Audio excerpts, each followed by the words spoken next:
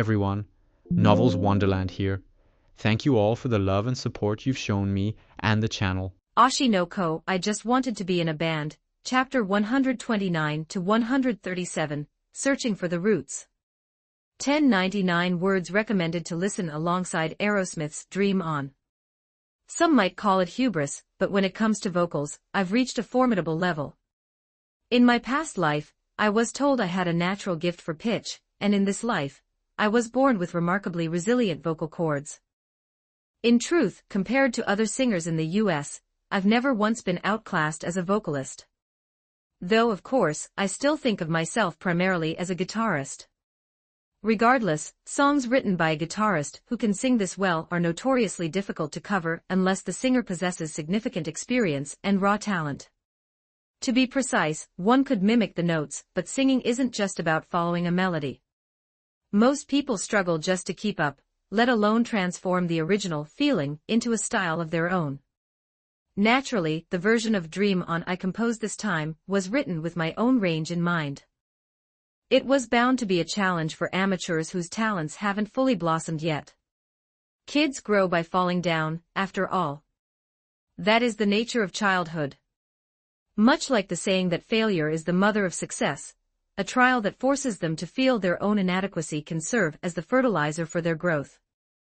AI was the same when I first started teaching her guitar. Looking back, that experience was invaluable to me. It was the only time I felt the bliss of focusing purely on music without a single worry, finding happiness through a simple, quiet connection. While that moment will never return, the memories of those shared days will never vanish, and I endure each day by leaning on that past. It's okay to be clumsy right now. That is a privilege you have because you haven't stepped out into society yet. Watching the youngsters sing, I let out a bright smile for the first time in a while. They were certainly lacking. Compared to the world's top professionals, they were terribly deficient and awkward. But that's exactly how it should be. To grow, one must break their shell, and to do that, they must struggle against it. The place they are in now is a sanctuary to learn and evolve. Song quality. The true spirit of rock is telling that kind of talk to piss off, and just having a damn good time. All great bands start with a bunch of scrubby rookies huddled in a garage, making a hellish racket with junk instruments. And that is the amateur's privilege. Singing isn't about standardized formulas like vocal projection. If the singer has a joyful heart and expresses that emotion, it reaches the audience. That is the essence of a performance. Think about a school festival performance with an amp that barely works. Because they are students and amateurs, they make nothing but terrible noise. Yet their emotion and passion for music transform them from amateurs into pros for that single moment, regardless of their skill. No matter how well I sing, I can't replicate the raw passion and atmosphere unique to that age group. I approached a girl who was having great difficulty with the song. Is something wrong? I just don't like the sound of my voice. I think I know why. The girl, who likely went by the name Aramura Kasumi, possessed decent skills but kept making small mistakes. The reason was that she was trying too hard to imitate my style. Aren't you thinking too hard about the music? You just need to sing this song exactly as you feel it. Pros have to be perfect. Especially for someone like me who has already fallen behind in the competition, if I don't have at least one perfect trait, I'll have to give up on my dreams. Yes, singing like a pro is important. But what you're doing now is something a pro, of all people, should never do. Your singing is just an imitation of me, it has no soul. The public will never look your way if you don't have something uniquely yours. Just as it was with AI, the public doesn't care unless you have something peerless and distinct. To survive, stars must know how to effectively express their own individuality. I'm not sure. The same thing was happening with the others. Everyone was failing because they were striving for a sterile perfection. The kids seem to have a lot on their minds. Well, this song needs to be sung by kids who can still dream. If a crusty old guy like me sings it, the feeling just won't be right. With that, I carefully picked up the microphone. This is the feeling I have in mind for the song. I began to sing. Not cleanly or impressively, but wildly messily. Dream on, dream on, dream on. I intentionally made my high notes unstable, threw in sudden shouts, and pushed my pitch. My body swayed in a rhythmic, snake-like dance. You call that dancing? Is that really Hyde from Enfant Terribles? I could see the rigid faces of the youngsters beginning to relax. Yes, this was exactly what I intended. Music should be enjoyable for both the listener and the performer. The reason I sang so haphazardly was simple. What a song about dreams needs most isn't a retrospective of the past, but the excitement for the future. And that excitement isn't expressed simply by singing well. Are there any kids here who can read my intention? As I glanced around while singing, I saw several students, including Aramura Kasumi, wearing shocked expressions as if they had just reached an epiphany.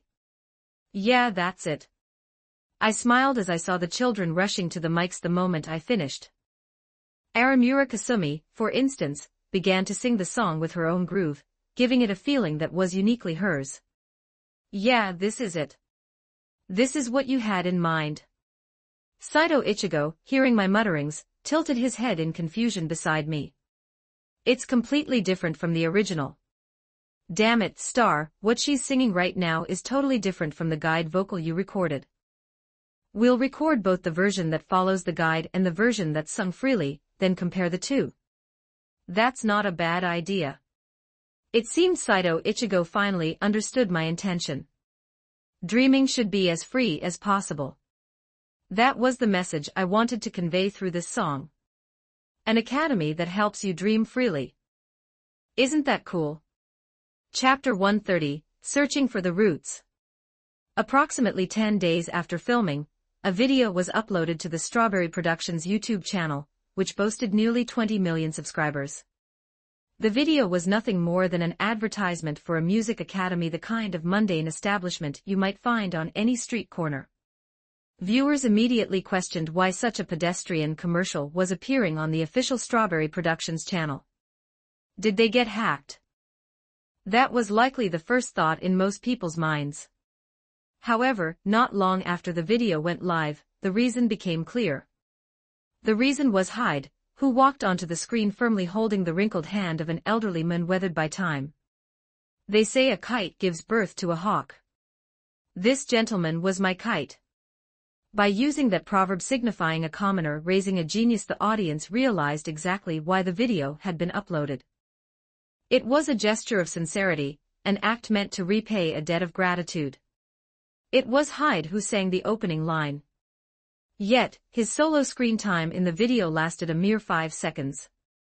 As soon as Hyde's intro ended, the students began to emerge one by one. At first, they sang with textbook precision, perfect, yet utterly boring. Had the flow continued this way, it would have been a forgettable ad, save for those 5 seconds of Hyde's vocals. But then, the atmosphere shifted so abruptly it made people burst into laughter. The children, who had been singing behind masks of docility, began to run wild like crazed horses. There was vocal fry that sounded like it would shred their throats, high notes that soared without rhyme or reason, and chaotic dancing that surpassed even Tanaka Shuji's frantic movements, added in like a pinch of spice. And because they weren't actually bad at singing, the strange harmony was almost annoyingly addictive to the viewers. The crowning glory of this messy video was Hyde's own disastrous snake dance. He began to sing while performing a dance that lacked even a shred of traditional form. Despite being a complete mess, the video made one thing crystal clear: they looked free, and they looked like they were having the time of their lives. Rock and roll is something anyone can enjoy, regardless of their status. Even the world-renowned Hyde of Enfant Terribles was just another common rock enthusiast in this video, refusing to let himself stand out alone. He was just there, enjoying the music in total chaos. It looks like a total disaster, but they look so happy. Is this what rock and roll is? This was the exact vibe Hyde wanted to convey through the advertisement. A boring, static academy. That isn't rock and roll. Yeah, this is rock and roll. It's idiotic, but it's cool. That was the unanimous sentiment of those who watched the ad. After the commercial was uploaded, the Academy was flooded with calls from those interested in singing. It was a natural result. Hyde, the man called the world's greatest star, had personally endorsed it. Advertising banners featuring Hyde's mischievous expression and him flipping the bird were proudly hung in front of the Academy. On portal sites like Yahoo, search terms related to the video hit #1, and the media was aggressively churning out stories about the background of Hyde's involvement. Strawberry Productions was also fanning the flames of this storm to capitalize on Hyde's narrative. Tell them to distribute more press releases. I don't care if it's Yomiuri or Asahi, just tell them to put it out. Hey, I heard the director of the Music Academy in the ad took Hyde in when he ran away from home and raised him. Whoa, the narrative is insane. But why did Hyde run away in the first place? It wasn't running away. Hyde abandoned his parents. A man who changes his own parents. As expected of a Lube-level alpha male like Hyde. Did the old man in the ad teach Hyde how to sing too? If I learn there is becoming a world star possible. Stop talking nonsense, lol. Give it a rest. But Hyde's loyalty is impressive. It's a connection he could have just buried, but he did an ad for them. Because this is rock and roll. Rock and roll in the best sense. Hyde's act of helping an old connection was being praised by everyone. Above all, in a country like Japan, where repaying favors and respecting elders are pillars of morality, his refusal to forget his former mentor garnered massive favor among the older generation. He has a better heart than I thought. A legendary star, but an insolent rascal. That was the prejudice and image most of the older generation worldwide held toward enfant terribles, excluding the youth. Though Hyde had done it out of pure goodwill, that sincerity was improving enfant terribles' image. Simultaneously, other entertainment agencies were beginning to take an interest in Somnium Music Academy. It was a perfect cycle of positive reinforcement, killing two birds with one stone, or rather, sweeping the yard and finding a coin. The website for reading paid chapters is available on my Patreon. The number of chapters on Patreon, 137 link, patreon.com/ultramagnus_T chapter 131, side stories, Moths Cannot Leave the Streetlight /idle 1, Moths Cannot Leave the Streetlight. Dozens of moths always linger around a park streetlight, unable to tear themselves away from the brilliant glow. Why do these foolish creatures hover endlessly around the light? The reason is simple: artificial illumination causes sensory confusion. Moths are not actually flying toward the light out of desire, they are biological prisoners trapped within that radiance, unable to find their way back to the dark. And here is a man who resembles those moths. A man named Kamiki Hikaru. I'm going mountain climbing next week. I've been obsessed with it lately. Look, I even use an app to track the peaks I've conquered. That sounds lovely. I like mountains too. But do be careful. If something happens up there, there's a chance you'll never be found. Watch your step.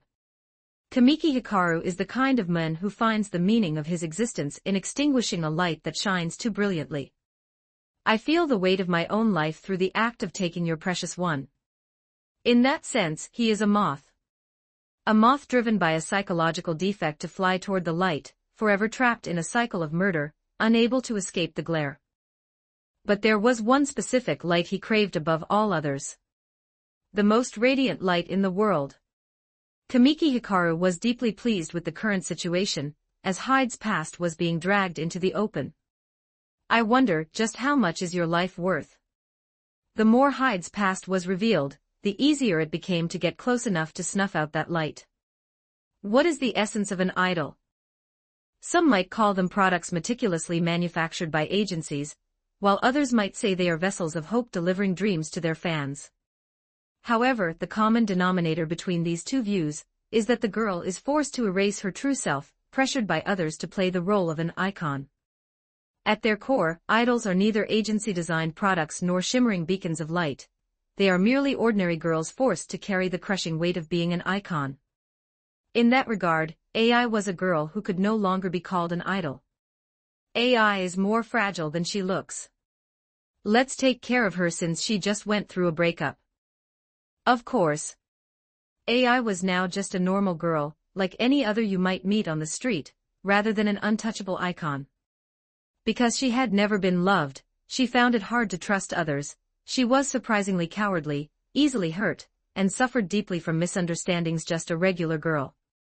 They opened an amazing dessert shop in Kabukicho. Let's go together.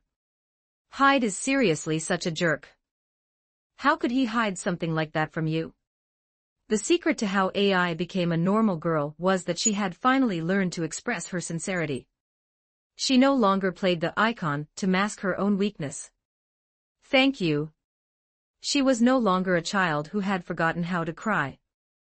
Bikomachi's AI succeeds in sweeping the charts for the first time since Enfant Terribles. A new star emerges. Her true value shines only after escaping the shadow of Enfant Terribles. To the public, AI was no longer a pure entity scattering smiles to make everyone happy. She could no longer lie to her fans, nor did she hide her vulnerabilities. That was why her fans no longer wanted her to be a perfect icon. Instead, they wanted her to be a person who laughed and cried alongside them, experiencing the full spectrum of human emotion. A rock star in the truest sense, someone who could comfort others by laying bare her own pain. That was the AI of today.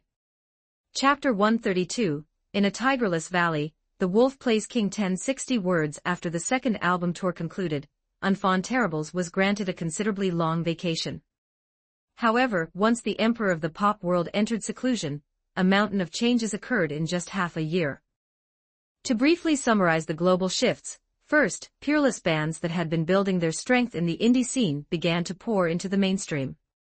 In Australia, AC/DC, often called the country's greatest export after beef, burst onto the scene. In the UK, a band of rascals called Led Zeppelin, who had crossed paths with Enfant Terribles at a concert, were raising hell. In the United States, Guns N' Roses, who had appeared like a comet the previous year, finally seized the #1 spot on both the Billboard Hot 100 and 200 with their second album, Use Your Illusion. In the midst of this, Hoshino AI's new song, which had conquered Japan and broken into the top 10 of the Billboard Hot 100, was an added bonus. The current music industry was, quite literally, a warring states period.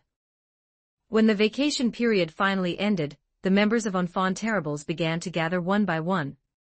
Aside from major award ceremonies, these original troublemakers planned to pour all their energy solely into their third album. Just what kind of monstrous creation would the third album be? While one might expect the mood to be buoyed by the historic success of the first and second albums, the atmosphere at their local American agency was dead serious and gloomy. Saito Ichigo, visiting as the representative of Strawberry Productions, and Miyazaki Makoto, the manager and producer of Enfant Terribles, attended the meeting with bright expressions, contrasting sharply with the American executives. They spoke with overflowing confidence. The third album. It will obviously be a success. Isn't the Enfant Terribles fanbase still expanding even now? Look, our damn stars are still selling albums at a terrifying pace. And then, can you guarantee success even after the third album? One of the executives from the American agency countered the confident remarks from the Strawberry Productions side.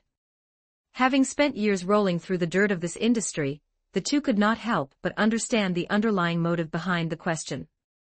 Why are you bringing this up already? Enfant Terribles is a band that has just entered its absolute peak, the kind of peak a singer only meets once in a lifetime.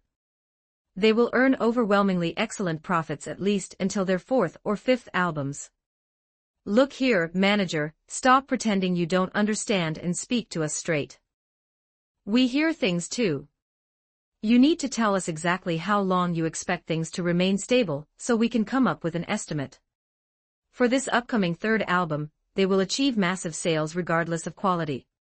They are the spirit of the age.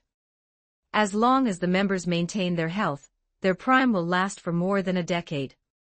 So you're saying there's absolutely no issue through the third album? The agency executive took on a serious look and rubbed his face hard with his hands. There was only one reason they were having this conversation regarding enfant terribles, the spirit of the era. Promotion costs. Ironically, as an artist's weight in the industry grows, the scale of investment required for a comeback increases in tandem. As is typical of a fixed-cost industry, high revenues can cover it, but a failure results in everything being written off as a loss. Even the legendary Enfant Terribles was no exception to the logic of the business world. Business is conducted with a long-term perspective. In that case, how about we reduce the promotion costs for the third album slightly? Their name value is sufficient now, so wouldn't they be well publicized even with a moderate budget? Hey, quit playing games. Do our damn stars look like jokes to you? Enfant Terribles is a band that is still growing. And you want to cut promotion costs now? If you make a suggestion like this again, the entirety of Strawberry Productions might just move to another agency. Saito Ichigo rebelled strongly against the agency's opinion. Enfant Terribles was still the symbol of the age. A band with this much symbolism and popularity would be hard to find again. Meanwhile, Miyazaki Makoto, who had been quietly listening to the exchange between Saito Ichigo and the executive, was feeling a sense of doubt. It would be one thing if Enfant Terribles had lost momentum with their second album, but they had just hit a career high. To already discuss whether or not to cut promotion costs for a band that would serve as a cash cow for 20 years. After the meeting ended, Miyazaki Makoto placed a call to a friendly contact at another agency to investigate. They've signed Avril Lavigne and Pink Floyd. Avril was already a star, and I heard Pink Floyd's performance has been incredible lately. They're acting this bold because of that level of talent. Wasn't a stable source of income the most important thing for an agency? Where else are they going to find a stable cash cow like Enfant Terribles?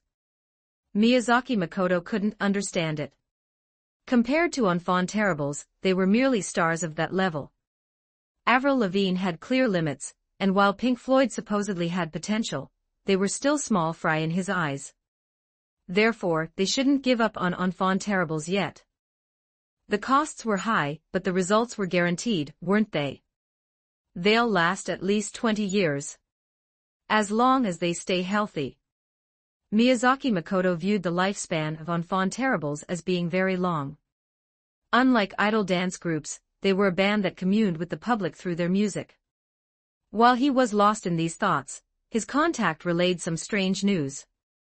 Is it because of Hyde and Hoshino AI? Word is Hyde's in bad shape after breaking up with that girl who's currently blowing up in Japan. Only then did Miyazaki Makoto realize why they were talking like that. Listen, Hyde will overcome it. And after filming that commercial, he's actually doing better than before. But since he's been in seclusion ever since, there's no way for anyone to know his status. The website for reading paid chapters is available on my Patreon. The number of chapters on Patreon, 137 link, patreon.com/ultramagnus_t chapter 133, I'm a creep. 1034 words. The Emperor's Seclusion. Enfant Terribles enters a period of rest, full comeback scheduled with third album release after a 6-month hiatus. After Enfant Terribles officially entered their hiatus, Hyde halted all public activities and went into seclusion. The only place he could occasionally be spotted was near the convenience store that held precious memories of his lover. Wait, isn't that? People who had come out to the convenience store for a quick snack would often stop in their tracks, stunned by the sight of a blonde man sitting vacantly at one of the outdoor tables. Hey, use your head. Why would Hyde be here of all places? No, look at him. No matter how you slice it, that's definitely Hyde. It's just a look-alike. It was only natural for people to be surprised. It was hard to imagine a celebrity of Hyde's stature sitting at a common convenience store table, smoking a cigarette, and drinking beer, without a single shred of a disguise. Normally, you'd at least wear a mask or sunglasses to cover your face, wouldn't you? What kind of superstar just shows his face out in the open like that? It was precisely because of that logic that people began to doubt whether the man at the table was actually the real Hyde. Maybe not. Probably just a close resemblance. Now that I look closer, the face does seem a bit different. A man and a woman passing by the store hovered near Hyde, their doubts spiraling in circles. Usually, they would have just kept walking. However, the blonde man was quietly humming a song, and no matter how many times they heard it, the voice sounded exactly like Hyde's. They found themselves unable to move. But hey, isn't it weird for even the voice to be that similar? You have a point. As the man hummed with his eyes closed, the whispered conversation between the couple grew louder. Naturally, others passing by began to take notice. Before long, a dozen or so people had gathered in front of the convenience store. In the crowd were children who had come out with their parents to buy snacks. Seeing the man they had seen on television right before their eyes, the children began to pester their parents. Isn't that the person from TV? I know his song. It might not be him, honey. He was a celebrity being far too blatant about his presence.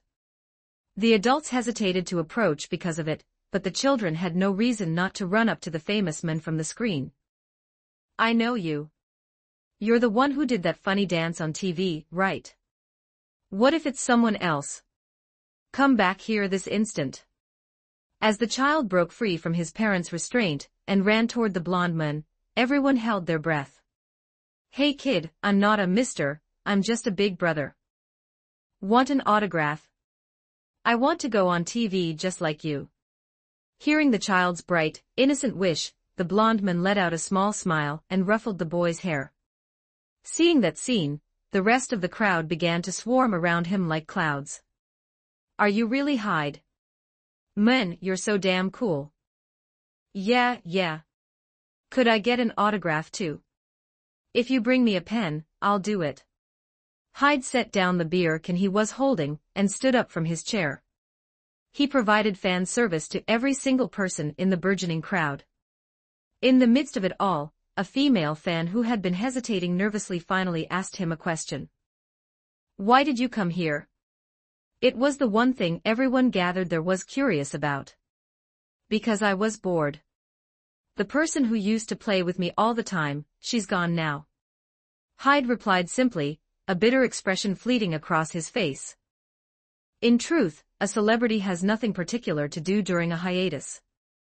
Lying around the house all day sleeping is fun for a day or two, but when it becomes a cycle, you end up killing time by zoning out in boredom like this.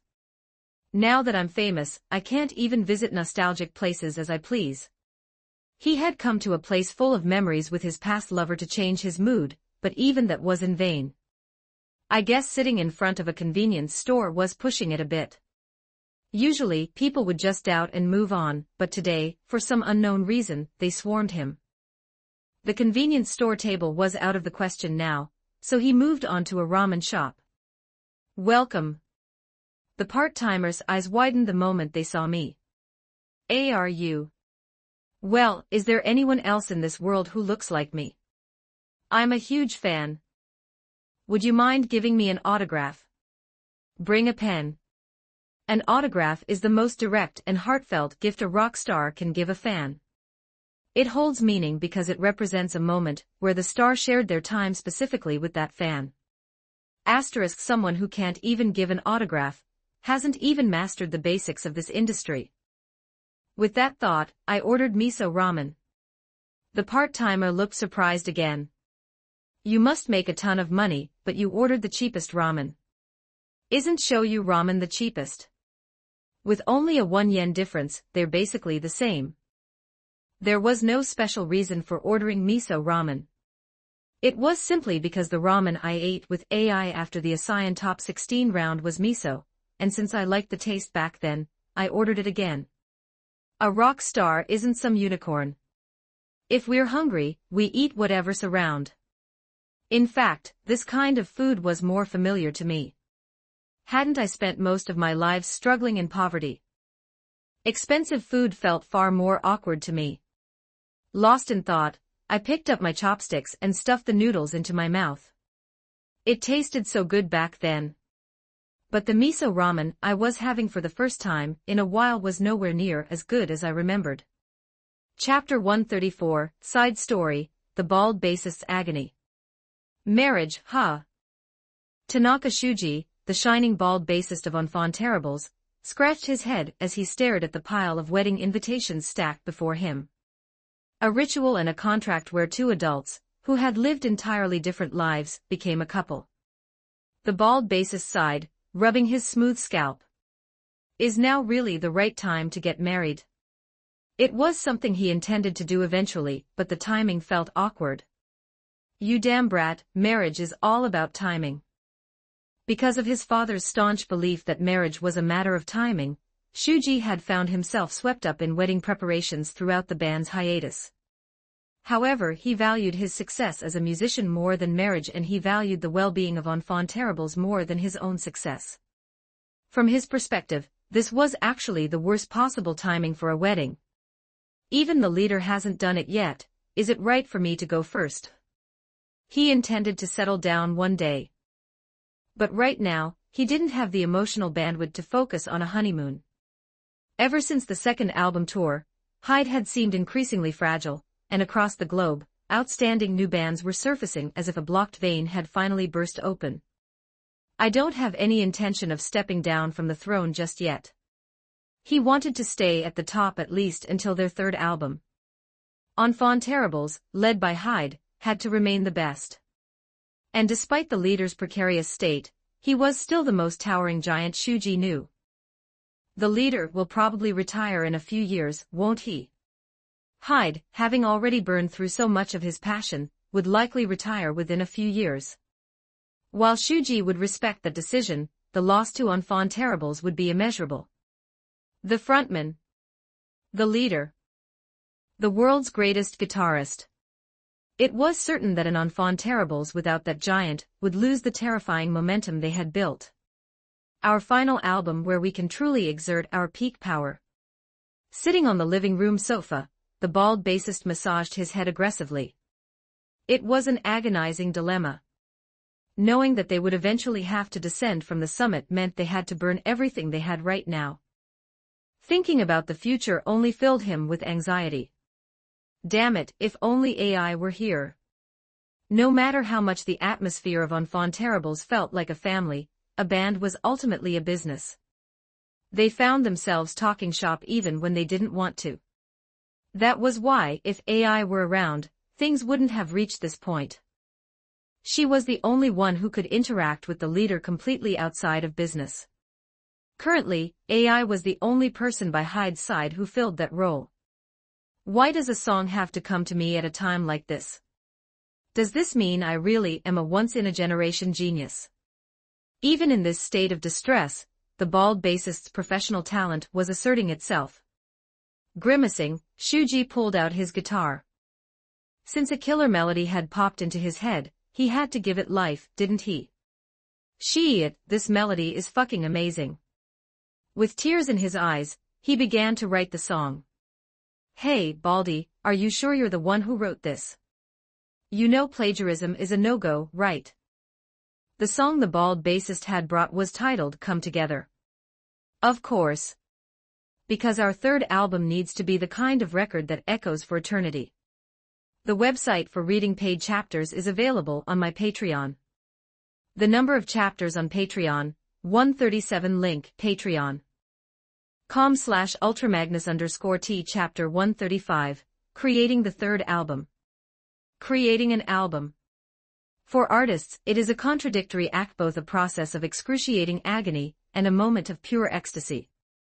Usually, instruments and various debris would be flying through the air, but today, for the first time in a long while, the Enfant Terribles studio was filled with a warm, congenial atmosphere. Watching this scene unfold, Saito Ichigo wore a look of immense satisfaction. Our damn superstars are actually getting along for this album. Sunglasses guy, there's no reason to fight when the songs are just pouring out of us. The muscular drummer slurped down the remaining bits of his protein shake with gluttonous efficiency as he offered the reply with a grin. It was true. The process of creating Enfant Terribles' third album was, for the first time in their history, harmonious. Unlike the past, where they would swing instruments at each other, scream obscenities, and storm out of the studio at the slightest provocation. The work was proceeding smoothly. Tanaka Shuji and Yokishi worked together to churn out the foundations of the tracks, Sakamoto Ryuichi produced them, and finally, Hyde polished the songs, transforming them into masterpieces. Recently, Saito Ichigo had been happier than ever. The top-tier groups under Strawberry Productions were still going strong, and even Bikamachi Group he had built from the ground up while scraping the bottom of the industry had finally established themselves as a frontline force. At this rate, AI is ready to throw down the gauntlet in the American market. He was especially relieved to see the third album of Enfant Terribles coming together so easily, considering how they had been wobbling during their second album tour. Even if Hyde didn't possess the same raw, burning passion he once had, he was at least fulfilling his duties as a leader. By the way, you damn superstar, are you sure you don't need to rest more? I have a sense of responsibility, you know. Even if we've grown apart, shouldn't I hold the line until that child reaches the top on her own? From Sato's perspective, this wasn't a bad thing.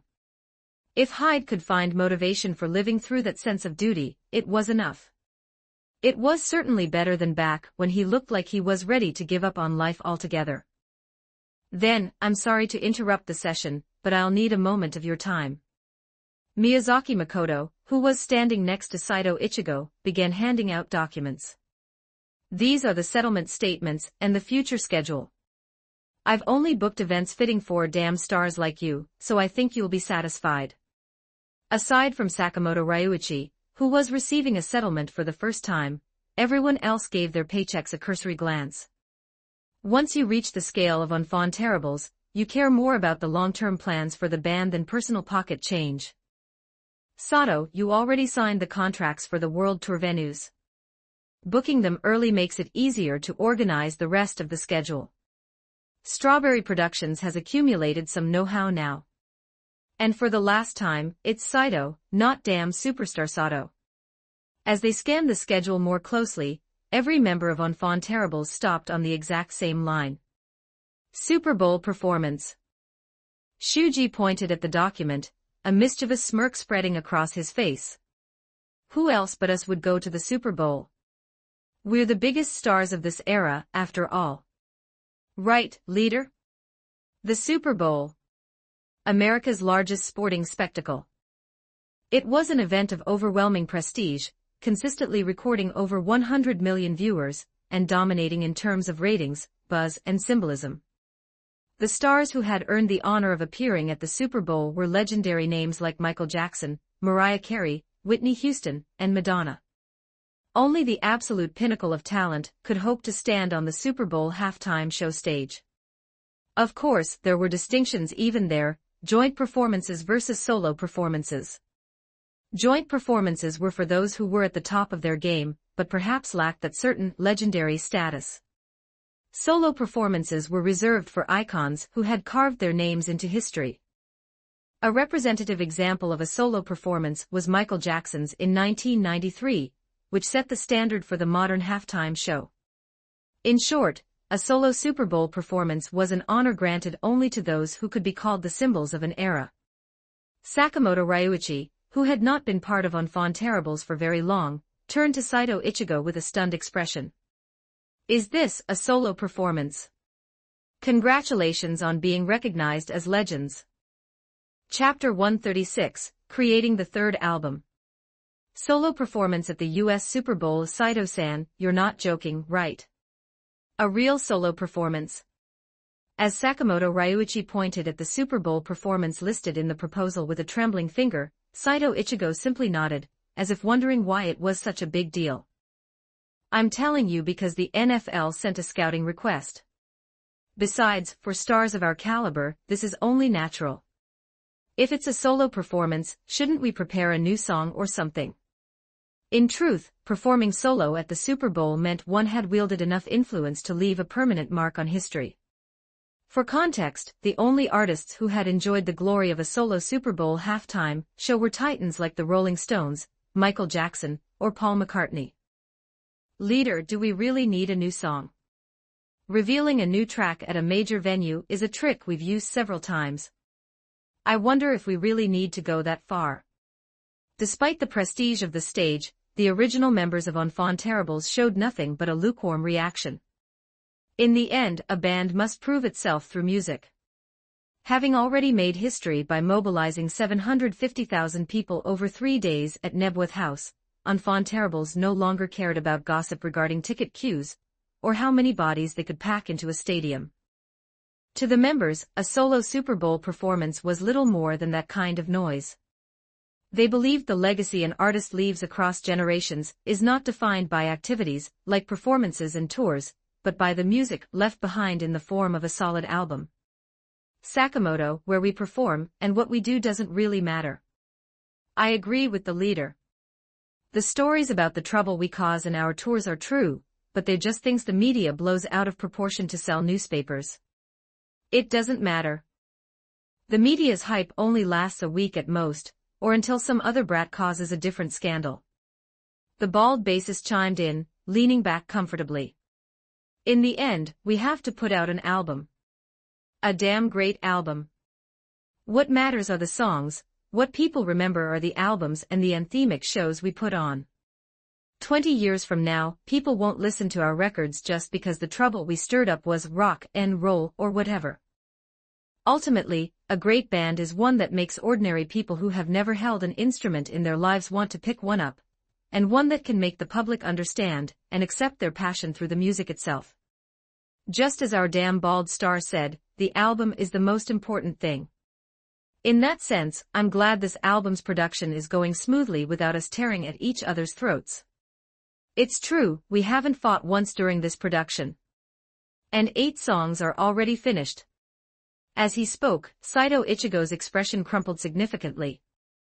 The demo songs we're going to record are beyond excellent, there isn't a single song composed by you.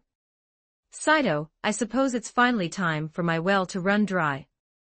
You damn star, you're the leader of Enfants Terribles, not Shuji. Originally, a band's album production isn't led by one person, it's a collaborative effort where all members actively participate in songwriting and composing, providing feedback and comparing their works. Listen, if you're in a slump or something, you have to be honest with me.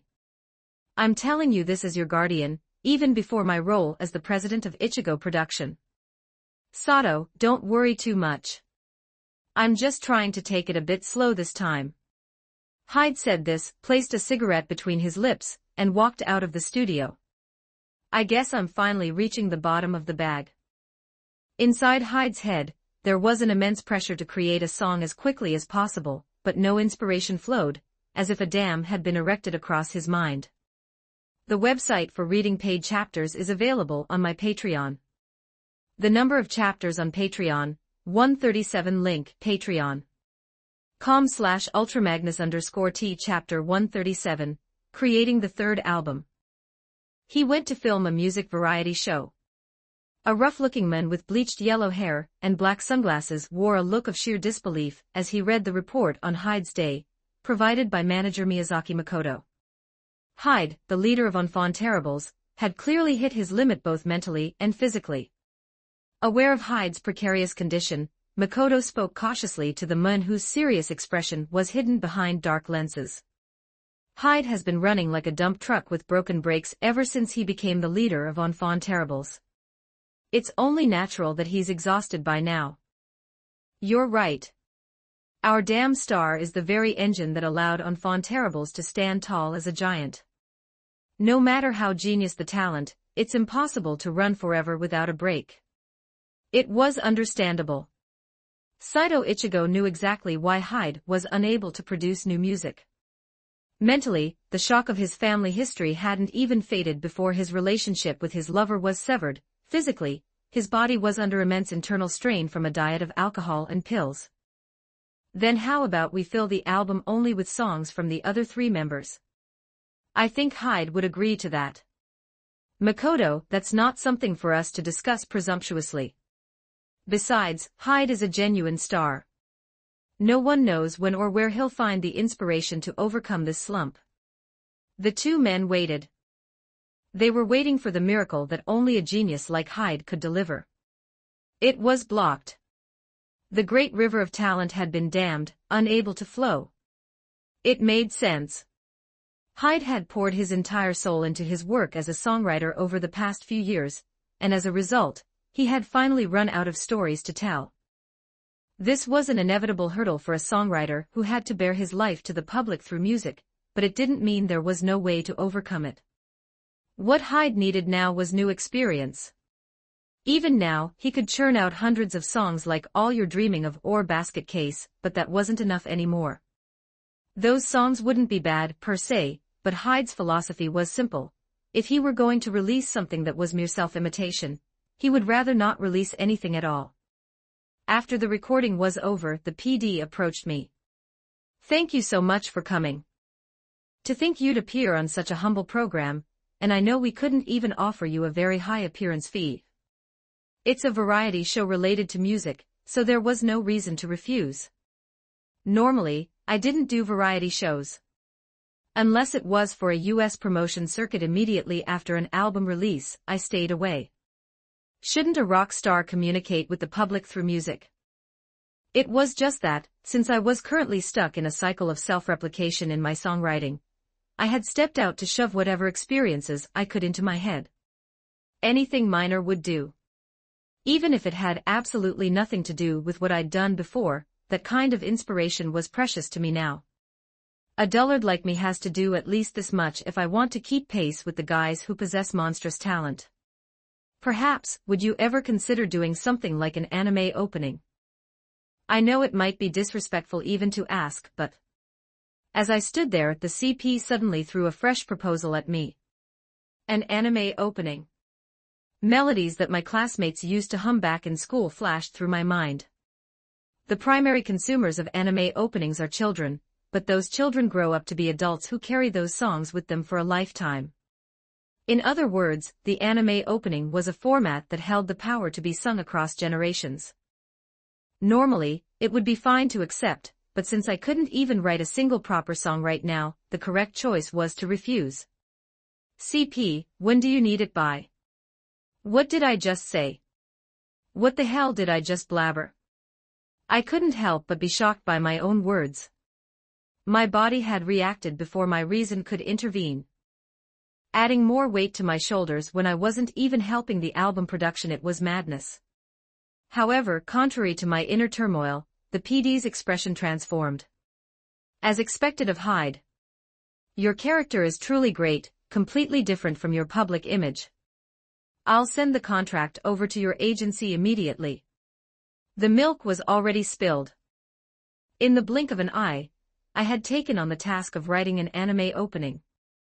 The website for reading paid chapters is available on my Patreon.